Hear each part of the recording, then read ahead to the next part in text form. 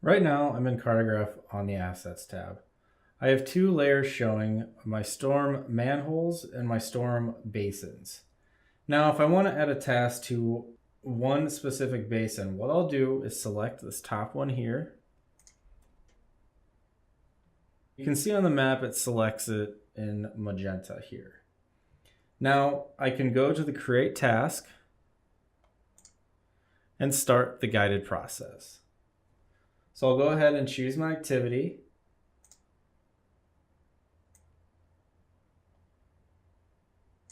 Just do debris removal. Then I'll go ahead and set my priority. And then I'll go ahead and assign this to someone. So we'll go ahead and assign this to myself here. And then after hitting next, I can then go ahead and create just the task and finish and save. Now that's creating one task for one asset. If I want to create multiple tasks for multiple assets, what I'll do is I'll go ahead and clear my selection. And now we'll go ahead and select multiple assets. So we'll just go ahead and we'll just select the top 3 this time. So now what we'll do, again, we'll go to Create Task. And this time you'll see that it says 3 storm basin tasks. So again, I'll go ahead and choose my activity.